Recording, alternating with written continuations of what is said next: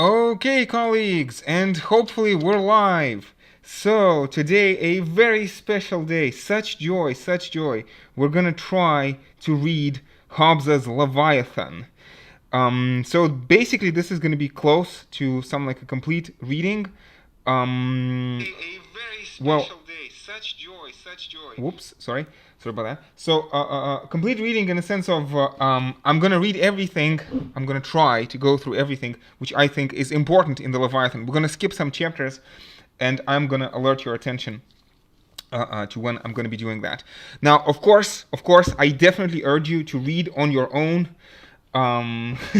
for reasons I probably don't have to explain, but still.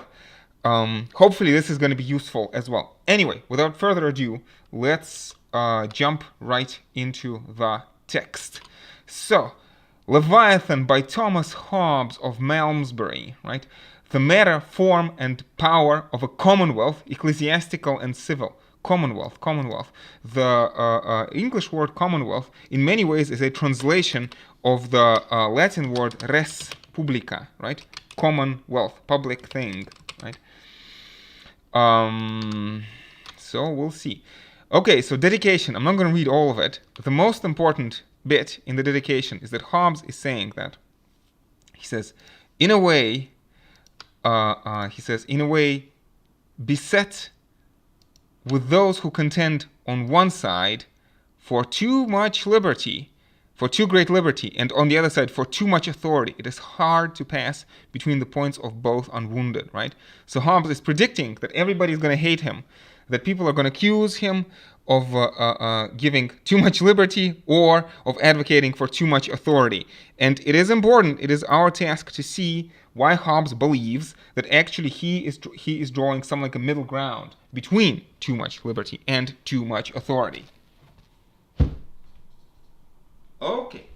Okay. So I think that's more or less enough from the dedication, as far as I can tell. So let's continue. Now, also, audiobooks.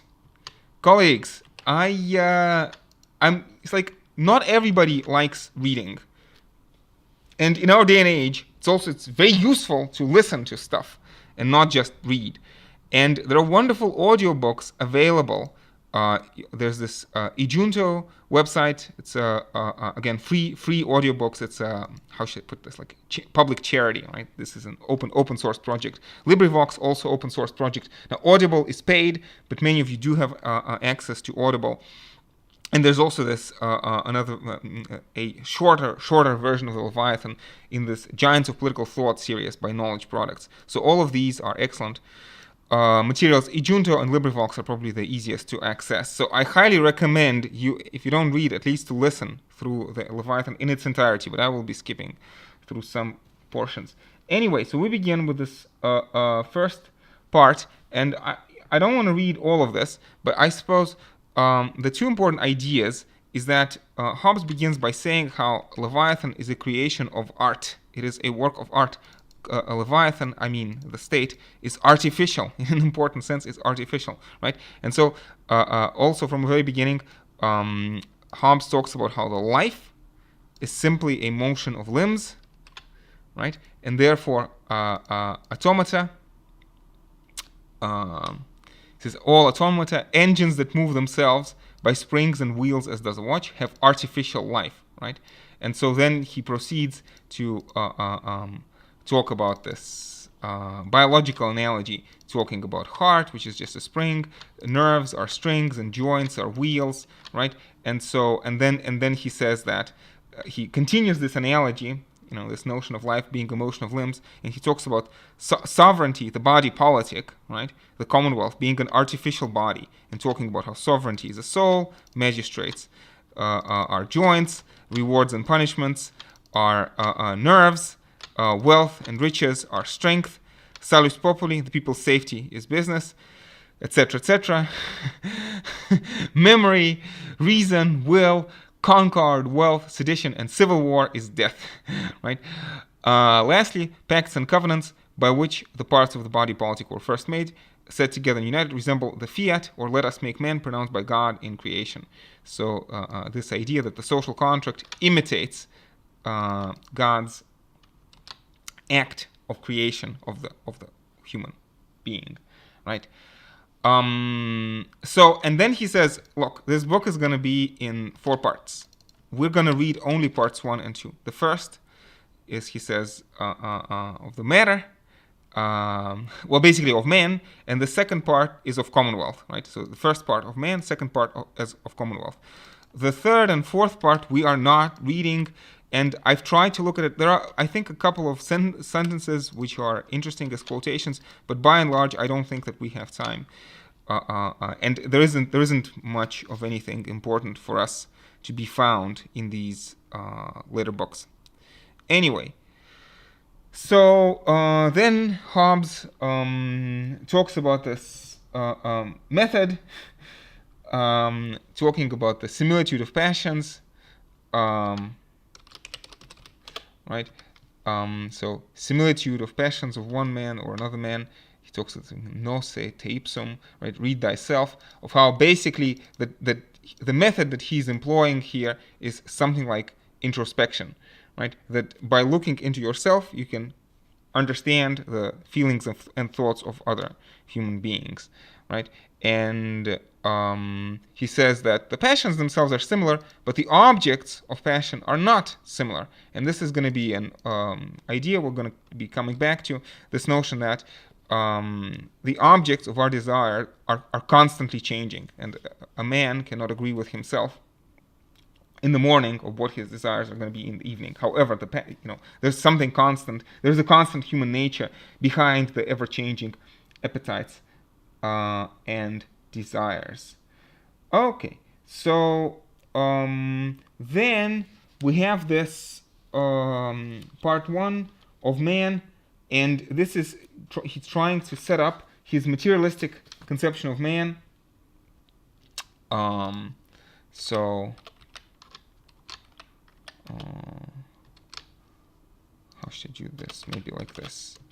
Yeah. So we are talking about this materialism.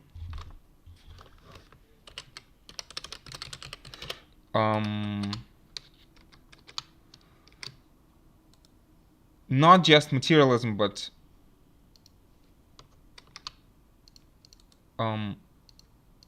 skepticism, empiricism, maybe even to some extent solipsism, right? How Hobbes is gonna talk about this word fancy and dreaming, and ask, this seeming or fancy, how that in some sense there is no sharp distinction between dreams and reality, and in fancy, same seeing and dreaming. I cannot seem to find that.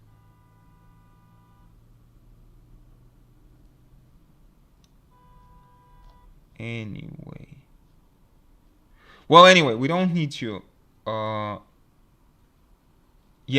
Notice he talks about this materialistic conception of the human being. How there's this pressing, physical pressing. There's this physical interaction. How one thing that how the objects of our senses press on our organs of perception and cause us to imagine, if you want, certain perceptions in our head. Well, anyway, so he talks this somewhere, dreaming. Let me find dreaming. Yeah. But there appears to us as fancy, the same waking that dreaming, right? Again, you can compare this, if you want, compare this to Descartes. How can we know whether we are awake or asleep? Now, Hobbes himself says somewhere that, that while he's asleep, sometimes he thinks that he's awake, But when he's awake, he never thinks that he's asleep. So Hobbes himself thinks that there's a certain asymmetry between the two. So he's satisfied that he is not asleep. But strictly speaking, I think that again his ideas verge on again solipsism, skepticism, and again especially solipsism. Again, this notion solus ipse, something like that in Latin, which means only I exist. That man in some important sense, human beings are locked inside of their own head. All of our thinking is in an important sense self-referential, and this is going to lead to some sort of tautological egoism, right? We talked about this in one of the lectures, that all of our thinking is necessarily self-referential thought. Okay, so whenever we get to more important portions, I'll stop. Okay, so then we proceed, and there's a bunch of chapters I want to skip. So second chapter, imagination, memory. Chapter 3, again, train of thought. Chapter 4, of speech. Again, I encourage you to read this on your own, but it's less important for our purposes. Chapter 5, of science. Okay, skip all of this. Okay, now chapter 6 is super important. So we are going to talk about chapter 6 in great detail now. So this is of the interior beginnings of voluntary emotions, commonly called the passions, and the speeches by which they are expressed. So again, super important chapter. So he talks about introduce this concept of endeavor, and endeavor, which is broadly speaking synonymous to the idea of impetus. So endeavor, something like impulse or momentum in later physics, like Newton, for example. But there's this life is but emotional. This is important for his materialistic conception of life. Life is simply the motion of limbs, is nothing other than simply the motion of limbs. And specifically, our bodies can be moved from without, but also as if we were, so to speak, if you imagine a human being like a mechanical clock, you could say that within a human being, there's something like a spring that unwinds, and we call this spring endeavor. And this endeavor comes in two primary forms, appetite and desire. So human beings are moved from within by appetite or desire. But from the outside, we can be moved. Somebody takes my body and throws it against the wall. This is external motivation, right? But from within, I have appetites and desires. And these are, as Hobbes calls them, like small beginnings of voluntary emotions. So, again, interior beginnings of voluntary emotions. Interior, small, invisible beginnings of voluntary emotions. So he actually uses this word small beginning. Small beginnings of motion. Again, in the same fashion how there's a small spring which unwinds inside a clock and makes a big hands on the clock move. So again, we talk about appetites and desires, love and hate, this kind of stuff, right? Love is just a species of appetite. Hate is just a species of aversion. So appetite, desire, and aversion, right? So there is no interesting difference between these. It's just sometimes our emotions move us towards something, sometimes away from something. But then, very importantly, we get to this notion. So let's read this carefully. So we're going to get to the notions of good and evil, right? So he says, because the constitution of a man's body is in continual mutation, it is impossible that all the same things should always cause in him the same appetites and aversions. Much less can all men consent in the desire of almost any and the same object. So we have this constant changeability. Again, I cannot agree with myself in the morning what I'm going to desire in the evening. Again, the ancient philosophers talked about this ataraxia, right? This idea, versus ataraxia, this idea of perpetual tranquility, akin to Buddhist notion of nirvana, right? And Hobbes says, okay, maybe you achieve ataraxia tonight, and you feel ataraxic and calm. But how do you know? As long as human beings live, in the morning you're gonna wake up and there's gonna be a new desire. Anyway, so, and here's the super important part that you should know by heart, that I keep referring to over and over and over and over again. So let's read this. So whatsoever is the object of any man's appetite or desire, that is it which he, for his part, calls good. And the object of his hate and aversion is what he calls evil. These words, good and evil, are always used with relation to the person that uses them, there being nothing simply and absolutely so. So nothing is good or evil by itself. Nothing is good or evil by itself. What people like, they call good. What they do not like, they call evil. This is super important. So when we talk about this again, that human beings are matter and motion, this is the upshot. It means that there is no natural morality. There is no natural morality. And in an important sense, again, this whole idea of endeavor, small parts of beginnings of motion, you can see in this, Hobbes' polemic against Aristotle. So against Aristotle, more specifically, there's this mechanistic versus teleological conception of life. Mechanistic versus teleological conception of life and of goodness, of morality, if you want, right? So according to the Aristotelian, so Aristotle believed that there is this natural harmony in the universe, natural harmony and natural hierarchy, and an objective standard of goodness. And Hobbes is going to say nothing like that. Hobbes, in his mechanistic, anti-teleological fashion. So telos means aim or purpose or goal. Telos, which means aim or purpose or goal, this natural harmony. Hobbes says no, there is no telos, not telos, but cause, right? And big difference, because telos is an end which is supposed to be harmonious. But a cause, again, this endeavor, the beginning of voluntary motion, does not have to be harmonious, right? There's this internal impetus. It's pushing us forward into the future, but it does not necessarily lead to any kind of harmony. So harmony is unnatural. Harmony is unnatural.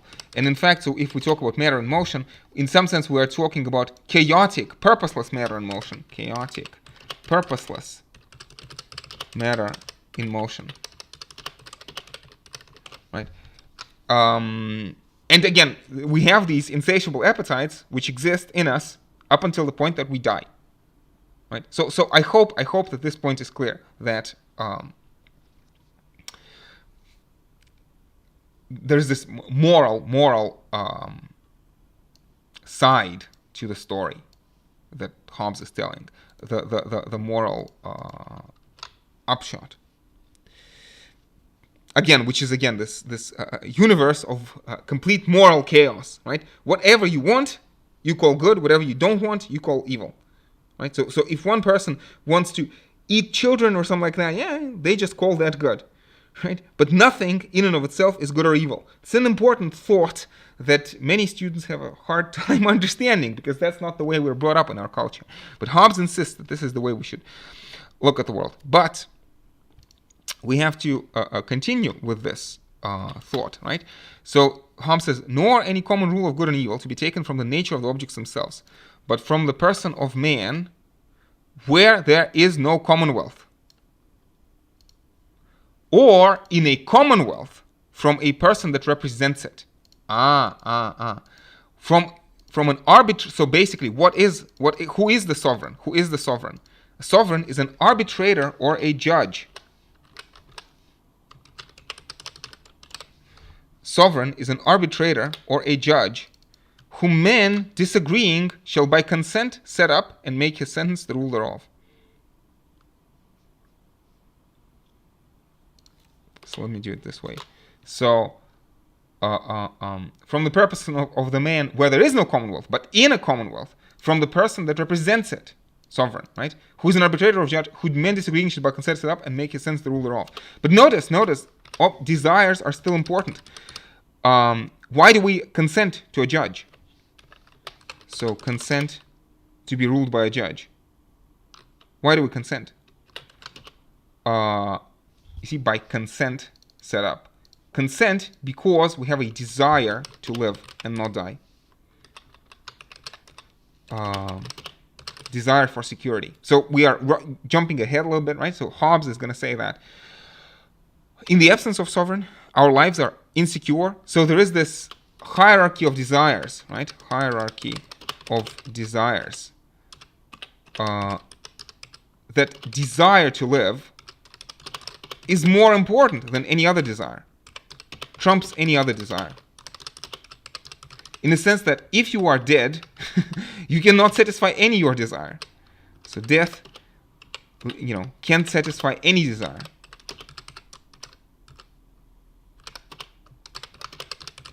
This is why the condition, life is a condition of satisfaction of any desire. This is eventually why Hobbes is going to be willing to tolerate absolute sovereignty. Absolute sovereignty. Because the guarantee of security trumps everything else. Again, nothing short of absolute sovereignty can guarantee peace. Nothing short of absolute sovereignty can guarantee peace, right? And so, but it's worth it. It's worth it because without peace, nothing is valuable. So this is why we're going to consent to absolute sovereignty. Again, set up an arbitrator or a judge, because we cannot consensus is impossible. Consensus is impossible. So therefore, we have consent.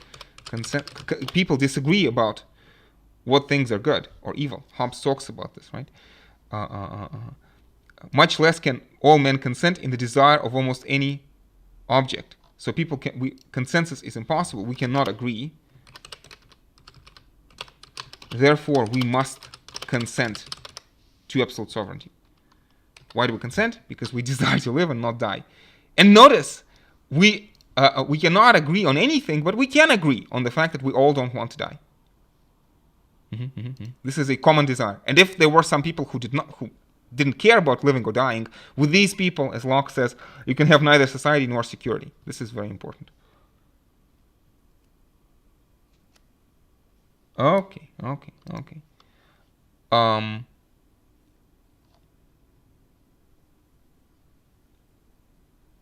Yes, so there's a whole bunch of things I wanna skip through, but I want to talk about the joys of heaven. It's very important. We need to talk about joys of heaven. Yeah. Okay, so all of this I'm going to mark as gray. We don't need this, but this we really need. This is super important. So, continual success in obtaining those things which a man from time to time desires, that is to say, continual prospering, is that which men call felicity or happiness, right? Happiness. And Hobbes says, I mean felicity of this life. Felicity of this life. For there is no such thing as perpetual tranquility of mind, say hi to ataraxia, or nirvana. There is no such thing as perpetual tranquility of mind while we live here. Because life itself is but emotion, and can never be without desire, nor without fear, no more than without sense. I hope that this is clear. So we're talking about happiness. What kind of felicity God has ordained to them that devoutly honor him, a man shall no sooner know than enjoy, being joys that are now incomprehensible. Is Hobbes an atheist? Well, you see, Hobbes' theology is hard to pin down, but it's very important, right? Hobbes always insists that God is incomprehensible. So again, it's an interesting phrase. The Cambridge Introduction, Richard Tuck, I think, calls Hobbes Christian atheist. Christian atheist. And you can see why. Because for Hobbes, anything that has to do with God or with heaven or anything like that is always incomprehensible. And even if some people say that they have heard something from God, we can never trust them. There is no natural knowledge of our condition after death, or at least no secure knowledge. So this is an important element of skepticism. Skepticism, and also his opposition. So Hobbes versus prophets. He's going to distrust any kind of prophets. So human beings may lie, or may be mistaken, may lie, or be honestly mistaken. And we should not trust them, right?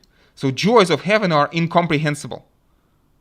He says the words of schoolmen, beatifical vision is unintelligible, and all these prophets, well, scholastics, right, talking about what life will be like after we die, all this is unintelligible. These are just words that maybe we use them to glorify God, but we cannot understand what they mean.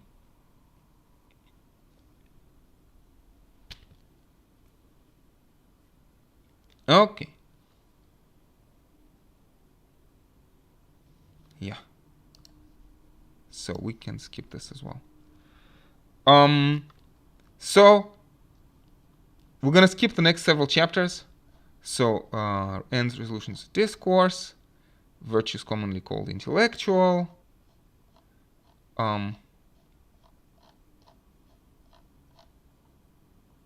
several subjects of knowledge, interesting table, but I'm not sure we need this. Okay, so all of this I'm gonna mark as gray. We don't need this. But now, chapter 10, well, it's kind of important, it's moderately important. So the power of a man, to take it universally, is his present means to obtain some future apparent good. So power is your present means to obtain some future apparent good. Again, this is kind of, it's like, compare this to Foucault, right? Pouvoir. Compare to Foucault's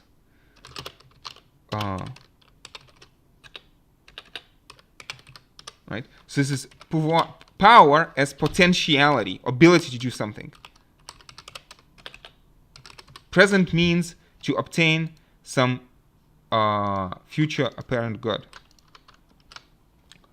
So, and basically, Hobbes is going to talk about how intelligence is power. He says riches is power. Reputation of power is power. And this is maybe Hobbes' account of glory, why we seek glory. Right? We seek glory because reputation of power is power. Like if I am glorious, I can just ask people to do favors for me, and they will. He says reputation of patriotism. He says anything that makes man beloved or feared is power. Say hi to Machiavelli, right?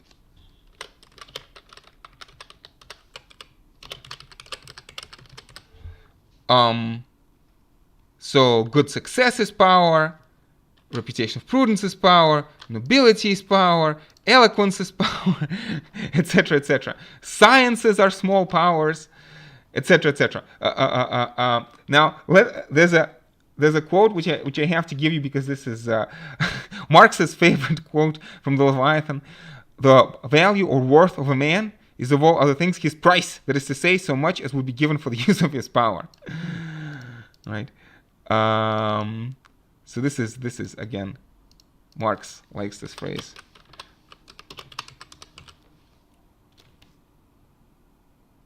Okay. So, yeah. I think that we can skip the rest of this. So let's go to the next chapter. Chapter 11. Yeah. Chapter 11 of the difference of manners.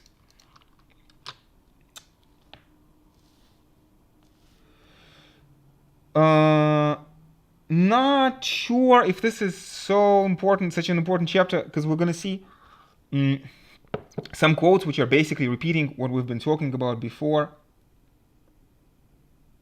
But still. So he talks about morals, which are qualities of mankind that concern their living together in peace and unity. And for which we are to consider the felicity of this life consists not in the repose of the mind satisfied. Again, Hobbes gets another jab at ataraxia. For there is no such finis ultimus, ultimate aim, nor summum bonum, the greatest good. So this is versus Aristotle. There is no, again, you see, this is also, again, mechanistic versus teleological worldview. Ultimately, what we are saying is that there is no natural harmony between people. No natural harmony. That's the ultimate upshot of these discussions, right? He says, a man cannot live whose desires are at an end, right? So our desires are never at an end. Our senses and imagination are never at a stand. He says, felicity is a continual progress of the desire from one object to another. The attaining of the former still being but way of attaining of the latter. Again, we're all, in all these quotes, we're setting up, of course, what's going to come next, the war of all against all. Because if human beings are driven by these ever-changing, perpetually insatiable desires, we are set on a collision course. Obviously, that's the idea, right? And he says the cause whereof is that an object of man's desire is not to enjoy for once only, and for one instance of time, but to assure forever, the way of his future desire. So Hobbes says it's not enough for me to satisfy myself today. I'm looking at the future, and I want to assure the satisfaction of my desire tomorrow. And all of this puts me on a collision course against other humans. And so we are moving in the direction of this war of all against all.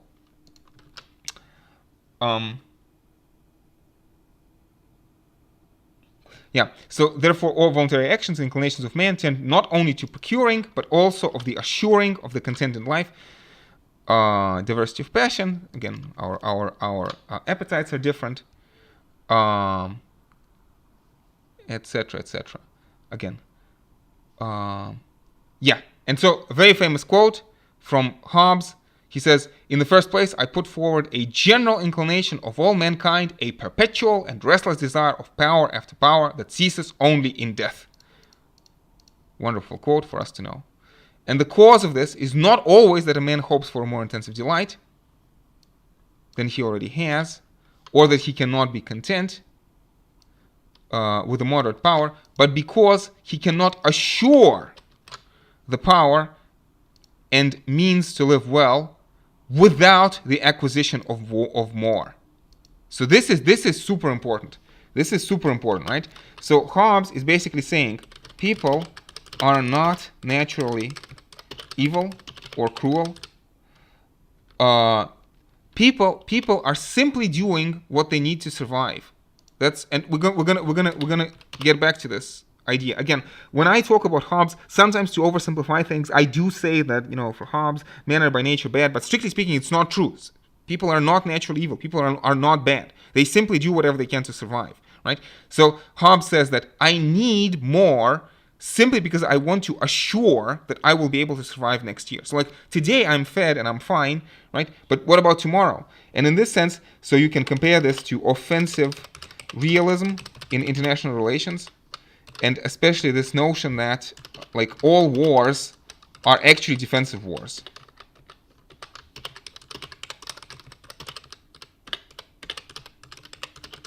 Right? So like offense is the best defense. I hope we're clear, but all of these ideas are super important.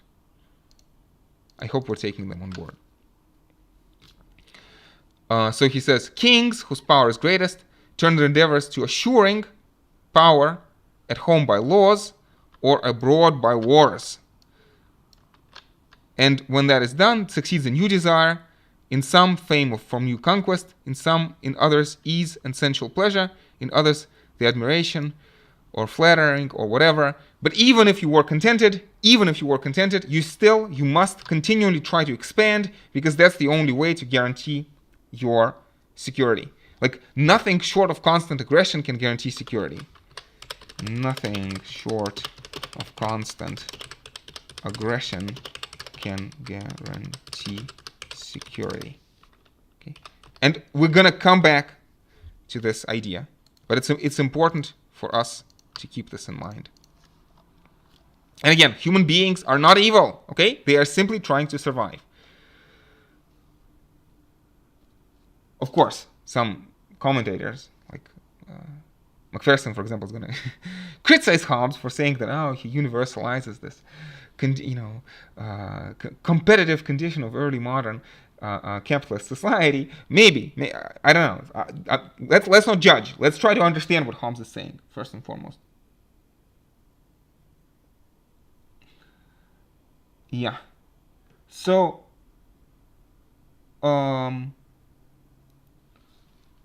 competition of riches, honor, command, incline men to war.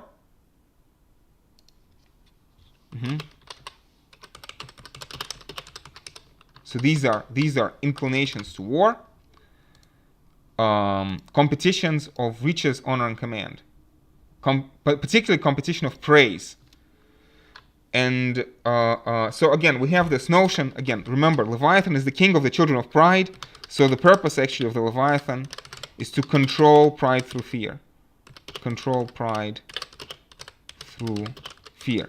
And in an important respect, pride leads to war. Therefore, the Leviathan has to control pride through fear. This is, in some sense, this is a one-line summary of the entire book, Leviathan, right? And then, so this is what inclines to war, and desire of ease, sensual delight, disposes men to obey a common power. This is what inclines to peace, right? So if desire for honor inclines for war, then desire of ease, of comfort, inclines to peace.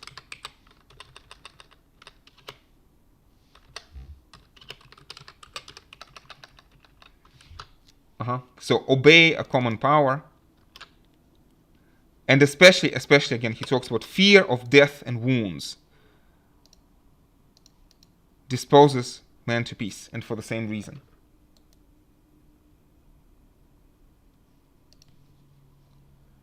On the contrary, needy men, hardy, not contented with their present condition, men who are ambitious of military command, inclined to continue the causes of war, stir trouble and sedition. There is no honor, military, but by war.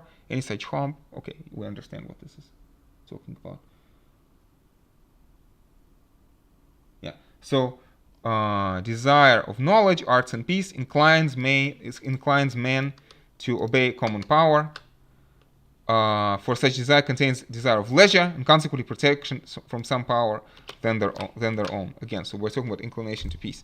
Again, I want to ask: does this have any connection to maybe John Stuart Mill's higher pleasures, which are non-rival, right?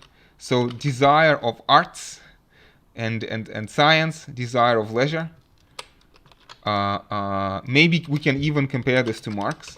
I don't know. So, sort of, can we substitute? Maybe in a Freudian fashion. Let's add Freud to the mix. Can we substitute this militant desire for military glory? So sublimate desire for military glory into artistic and scientific competition. Or Rousseau is going to talk about how we want to sublimate amour propre. Sublimate amour propre in service of patriotism.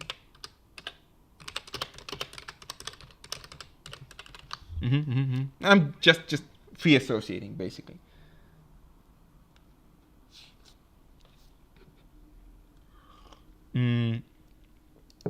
Okay, so desire of praise disposed to laudable actions, desire of fame after death. It's kind of interesting. After death, there is no sense of praise given to us on earth. Joys that are swallowed up in the unspeakable joys of heaven or extinguished in the extreme torments of hell. Yet not such fame vain, because men have present delight therein, from foresight of it. And the benefit that may redound to their posterity, which, though now they see not, yet they imagine, if anything is pleasant to the sense, same as also pleasure in the imagination. So this is Hobbes's egoistic, tautological egoism. egoism, right? Or if you want, this egoistic altruism. This idea that right now I now enjoy the thought of my children prospering.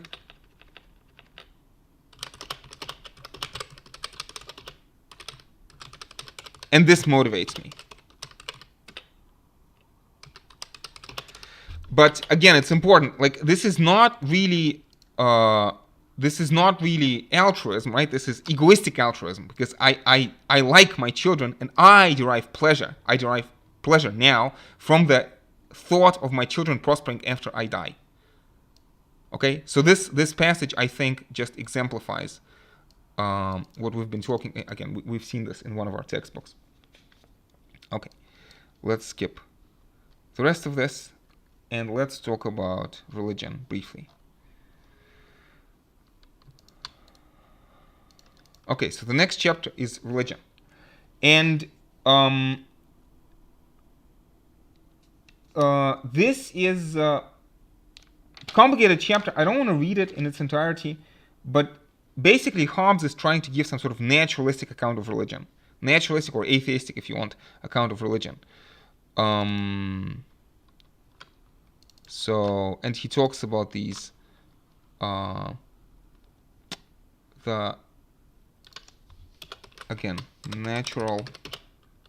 causes of religion. Natural, or if you want, atheistic. Although Hobbes is not exactly an atheist, so with a question mark, causes of religion. Again, Hobbes' theology is unclear, right? So we have these 1, 2, 3. And he talks about a whole bunch of other things. You know what? Let me maybe skip all of this.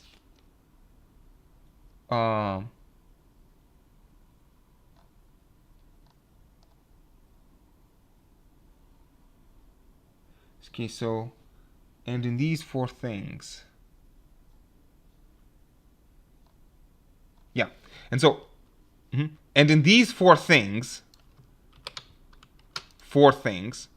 which are what? Opinions of ghosts, ignorance of second causes, devotion towards what men fear, and of mistaking. He says taking, but actually it's mistaking. So let me write mistaking.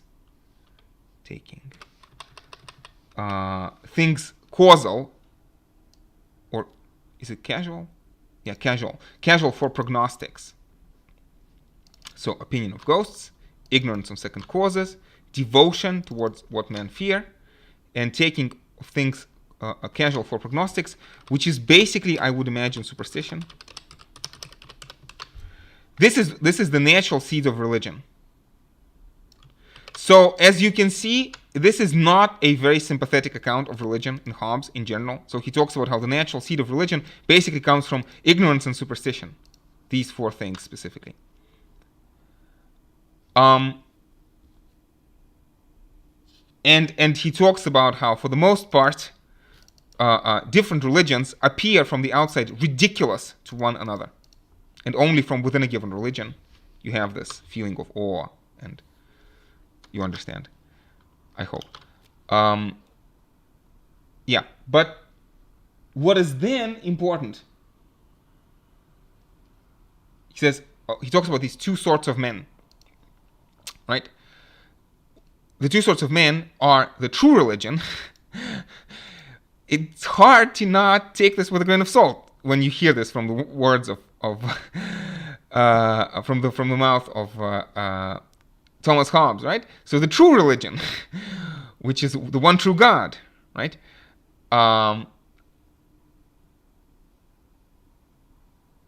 So one is according. So basically, we're talking about heathens who have done this according to their own invention. So these are A, heathens, and B, true believers, right? Right. So these are the 2 sorts of men, right? And he says that heathens are relying on their own invention, and true believers rely on God's commandment. But, and here's the point, but the difference is not important. You see? Hobbes, sneaky, very sneaky. He says, of course, there are pagans and then there are true Christians, but actually, in the end, it doesn't matter. It doesn't matter. Both the heathens and the true believers have done it with a purpose to make those men that relied upon them more apt to obedience. So the purpose of religion is to make man, what? Obedient, lawful, peaceful, charitable, and in general more apt to civil society. See? So this is, if you want, the secular function of religion. And truth of religion is irrelevant. Truth of religion is irrelevant. Because, we're talking about heathens. Presumably, Hobbes does not believe that heathen religions are true. But still, again, the social function of religion is that it makes man more obedient and more peaceful. But honestly, there's no important difference. And it's hard to not think of Hobbes as just hedging his bets. In Hobbes' day, it's important to remember, atheism was a punishable offense. Punishable by death. So this is something for us to keep in mind. Okay. So let's skip over all of this. And now we get to a super important chapter that everybody will need to read very, very carefully, right? So this is chapter 13 of the natural condition of man as concerning their felicity and misery. So this is basically the chapter about the state of nature. So he begins by talking about how nature has made man equal. And very importantly, he says that even the weakest has strength enough to kill the strongest by secret machination or by confederacy with others. The weakest has strength enough to kill the strongest. Very important. So,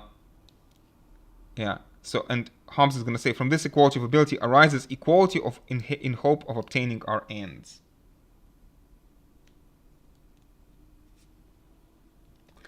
And therefore, if any two men desire the same thing, which nevertheless they cannot both enjoy, they become enemies. And in the way to the end, which is principally their own conservation, sometimes the delectation only, endeavor to destroy, subdue one another. Again, for the sake of our own self-preservation, we endeavor to destroy one another. And from hence it comes to pass that where an invader has no more to fear than another man's single power, if one plant, sow, build, or possess a convenient seat, others may probably be expected to come prepared with forces united to dispossess and deprive him, not only of the fruit of his labor, but also of his life and liberty. And the invader, again, is in the like danger of another.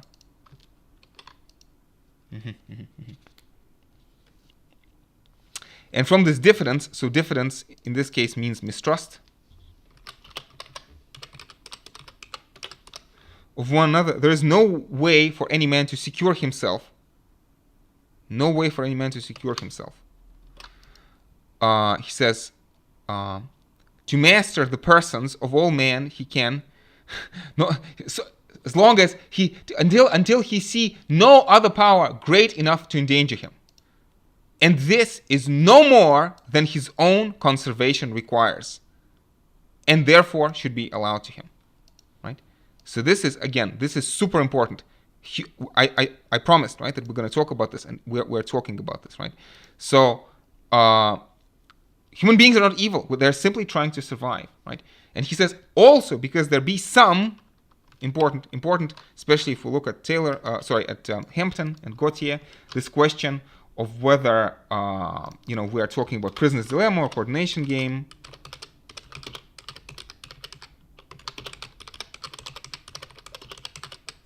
Right? And basically, the idea is, Hobbes says that, again, men are not evil.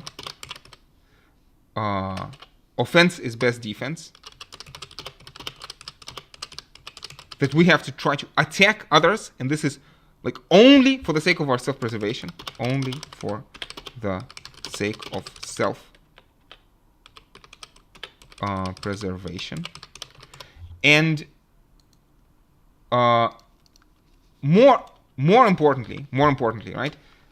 Hobbes says some people are more glory-seeking than others. Some are more glory-seeking, and therefore, so some people, he says, also because there be some that take pleasure in contemplating their own power in the acts of conquest. So these are the people maybe whom Locke would call degenerate and noxious creatures, right? So because some people take pleasure in contemplating their own power in the acts of conquest, they pursue it even farther than their security requires. Then if others maybe they would be glad to be at ease within modest bounds, but now they are forced by invasion to increase their power. Otherwise, they would not be able to be standing only on their defense to subsist. And by consequence, such augmentation of dominion over men being necessary to man's conservation, it ought to be allowed to him. By consequence, such augmentation of dominion over men being necessary to man's self-conservation, it ought to be allowed to him. Again, human beings are not evil, but we are forced by circumstances to be aggressive. Offense is the best defense, only for the sake of self-preservation, partly because some people are more glory-seeking than others.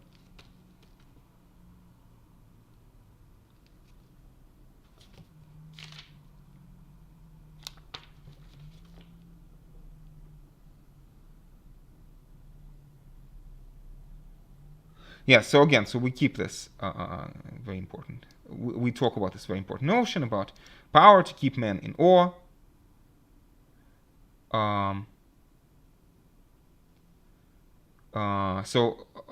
Hobbes then talks about this recognition, which could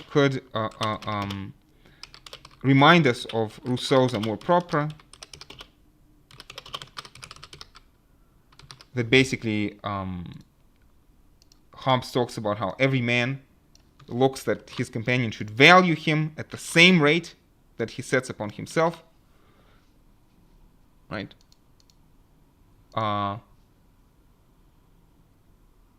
Anyway, what is important is this chapter is important. This paragraph is super important. Again, this chapter in general is very important, but this paragraph especially. So in man we find three principal causes of quarrel. First, competition. Secondly, diffidence, which is mistrust. And thirdly, glory. Right? So, competition makes men invade for gain.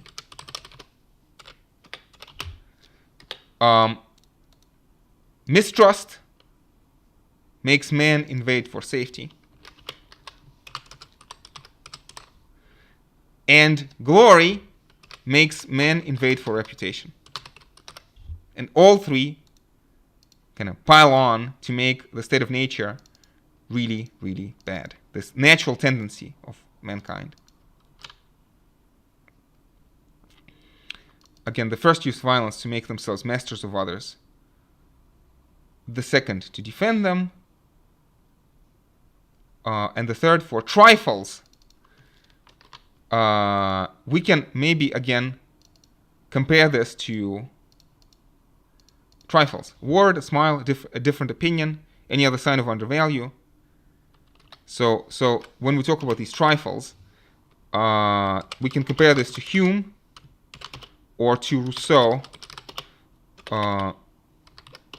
again on amour propre.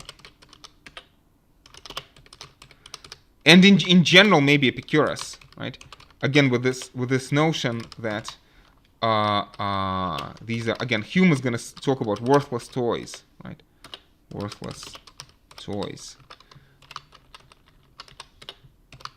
So for the sake of these worthless toys, recognition, a word, a smile, an opinion, men put each other in danger.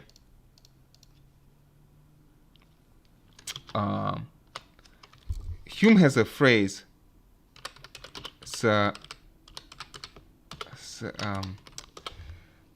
Worthless toys. It's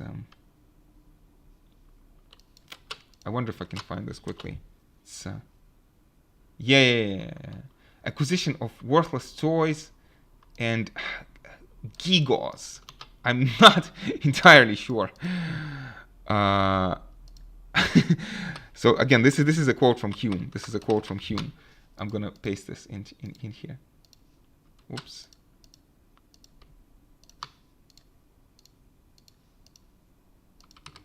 Acquisition of worthless toys and gewgaws, whatever this word means in English, right? Epicurus, again, this notion that this is a, for Epicurus, this would be vain desires, right? But again, this is in human nature, so we must be aware of this. Let's continue. So, hereby it is manifest that during the time men live without a common superior, again, war of everyone against everyone. Men live without a common superior to keep them all in awe. So whenever there is no common superior to keep all men in awe, we are in a condition that is called war, and such a war that is of every man against every man. For war consists not in battle only, or in the act of fighting, but in fact in a tract of time wherein the will to contend by battle is sufficiently known. And therefore the notion of time to be considered in the nature of war, as in the nature of weather. Yeah. Well, anyway, all other time is peace. So basically, whenever there is no guarantee of peace, we are in war. This is basically what Hobbes is trying to say.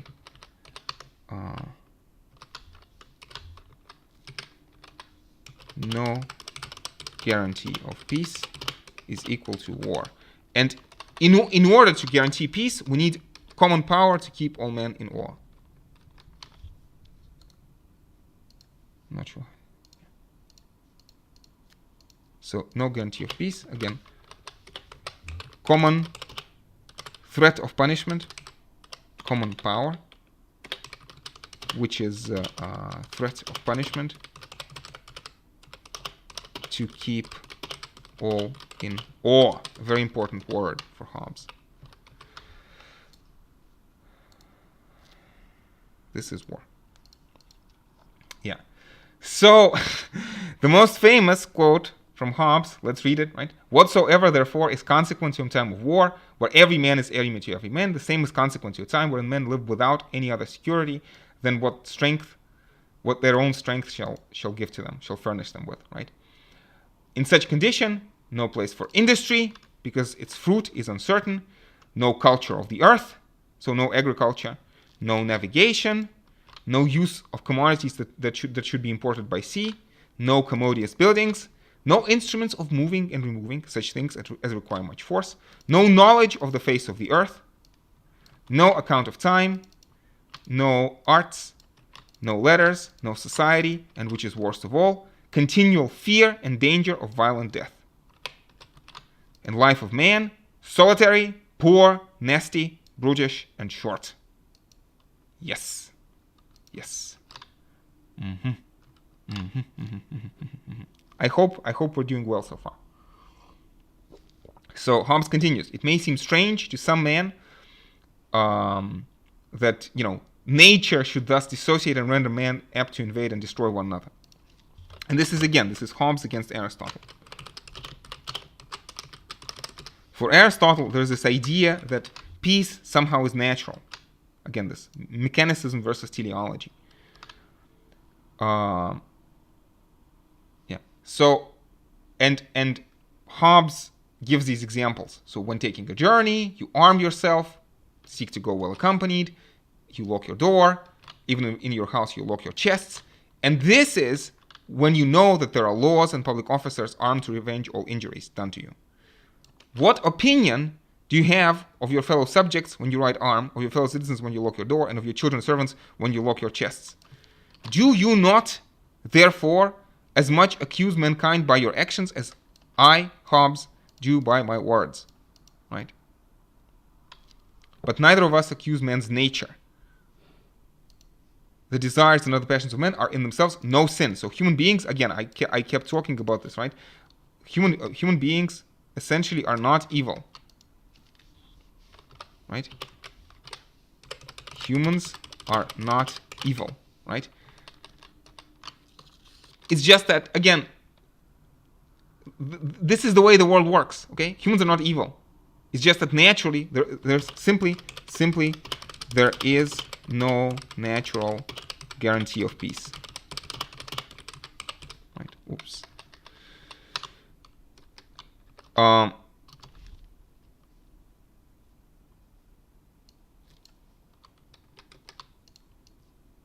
Yes. So no more are the actions that proceed from those passions till they know that the law forbids them, which the law be made, they cannot know. Before the law is made, they cannot know. And the law cannot be made until they have agreed upon a person that shall make it. So we need a sovereign. We need a sovereign. Yeah. Okay. So this is a very intense, very important chapter, and it's very important for us to read it very carefully. So let's continue, right? So Hobbes talks, interestingly, he says, it may be thought that there was never such a time and a condition of war as this. It may be thought. And Hobbes says, I believe it was never generally so all over the world. Now, why exactly is Hobbes saying this? I am not entirely sure, right?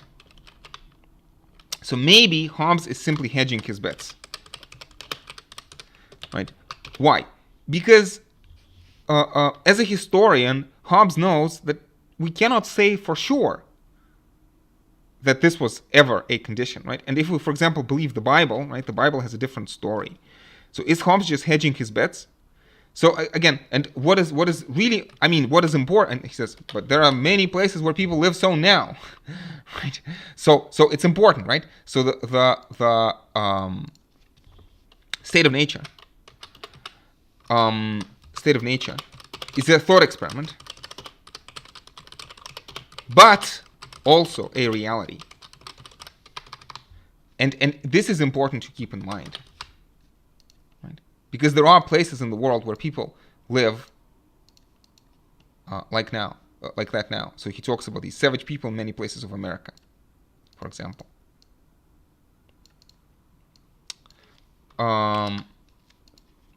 So again, is Hobbes just hedging his bets? And I want to say, yeah, maybe. You see, the state of nature.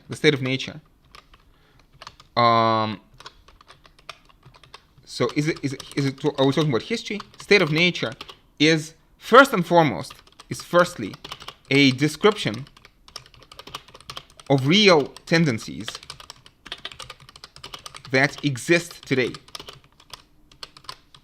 So basically, what Hobbes is saying is that, forget about history. Leviathan is not a book of history. So when Hobbes writes about Leviathan, he's talking about the present. He says, today, if the civil power collapses, we go back to the state of nature. Now, also, I want to say, maybe it's a good idea to think of the state of nature as an ideal type. So in a sense, an idealized model. In a sense that even in times of civil war, there may be some sort of security. So it's an ideal type in the sense that, real events as a tendency, right? As a tendency will tend to approximate Hobbes' description, right? State of nature. And the comparison that I used to give in the lecture, I think it's a good comparison. The pure state of nature is like pure calcium, right? Pure calcium doesn't really exist, right? There's always some impurity. But a description of pure calcium is still useful. It's still useful because it captures a tendency. Because calcium with impurities will imperfectly approximate. Right? So like the conclusions still stand. But the Leviathan is not really a book of history. And we can speculate, but what is important is that Hobbes doesn't say. Hobbes never says. Hobbes never explains how humans first got out of the state of nature. Okay, so this is important. Okay. So let's continue. So he talks about the savage people in many places of America, which exemplifies. You can see state of nature in reality. See state of nature in reality. Right, in America today. Except the government of small families. The government of small families. The concord whereof depends on natural lust. So families are natural, but societies or commonwealths are not. They have no government at all, live in this brutish manner. So, where there were no common power to fear, but men of life, which men have formerly lived under a peaceful government, used to degenerate into a civil war. So, when a peaceful government degenerates into a civil war, we get the state of nature. Civil war is another example of the state of nature. Right? And we're also going to talk about international relations. And so again, also let me make this note. So families are natural. Commonwealths are not.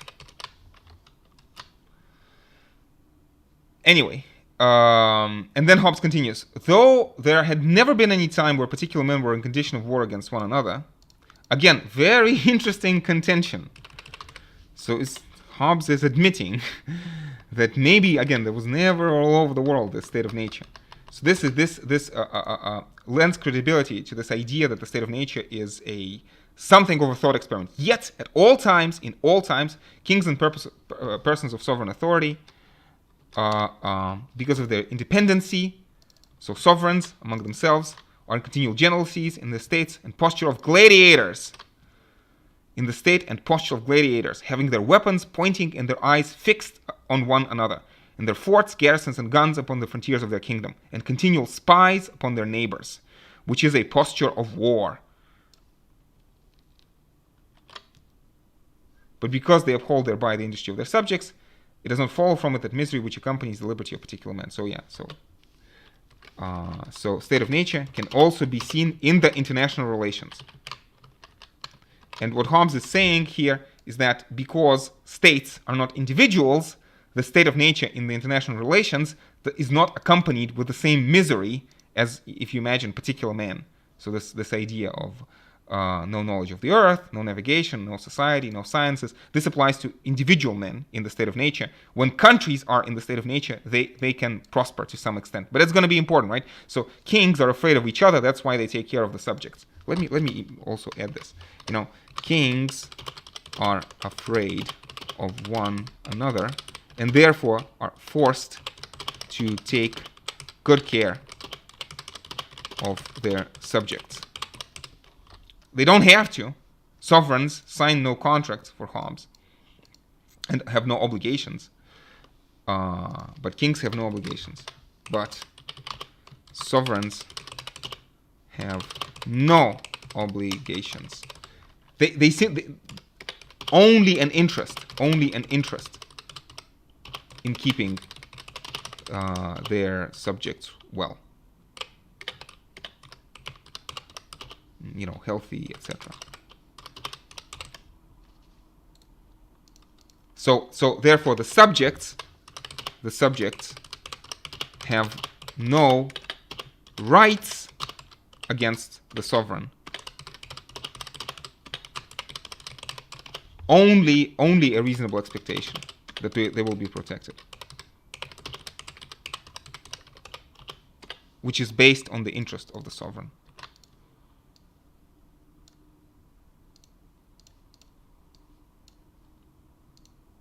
So this is important to keep in mind.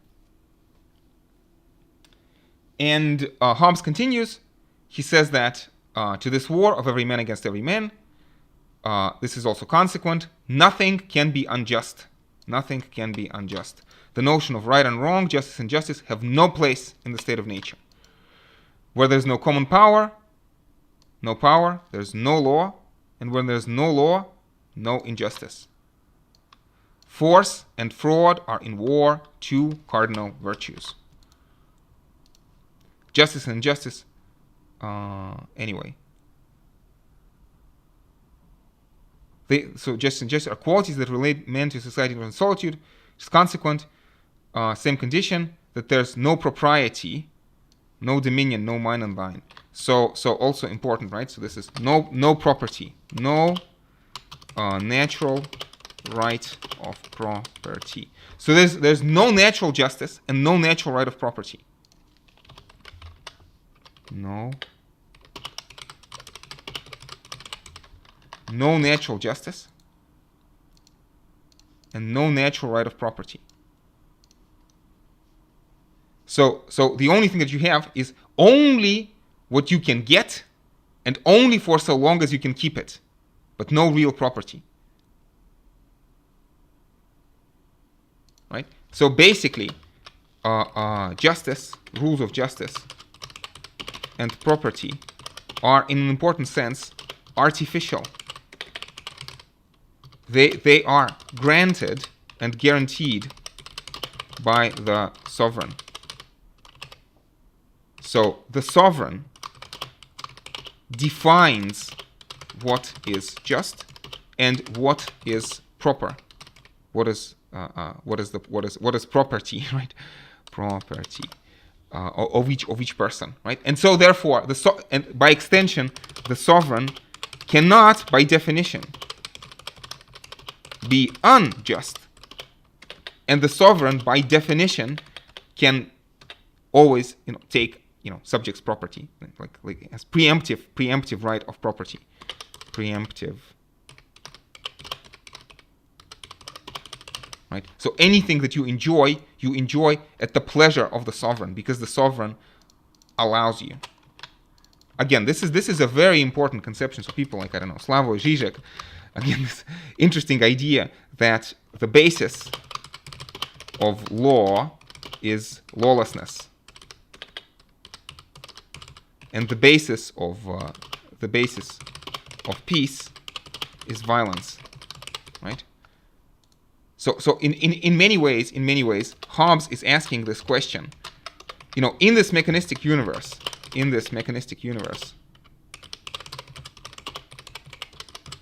how is society possible at all? How is society, authority, legitimate authority, possible at all?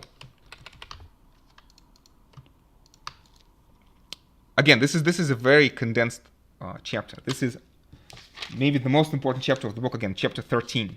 You should read it on your own very carefully.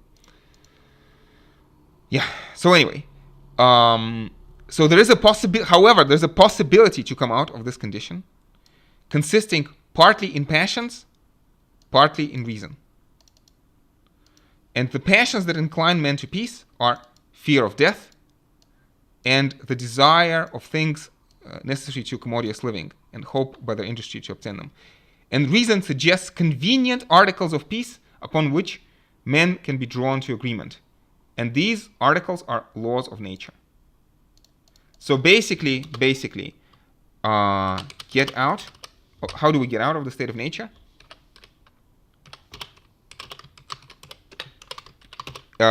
It's reason plus passions. So passions are first and foremost fear of death and desire of comfort,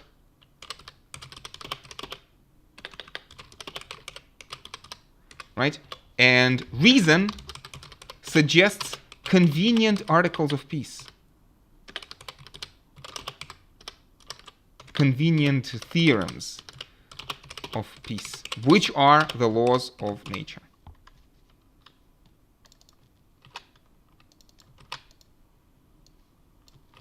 I hope we're clear so far.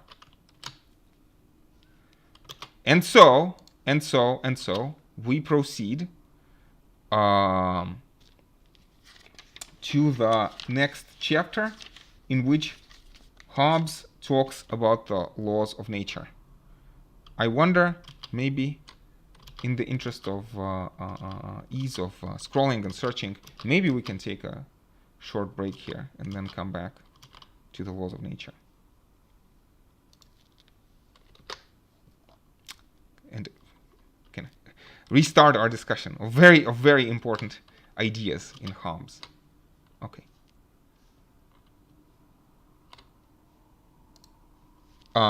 As always, colleagues, I hope this was useful.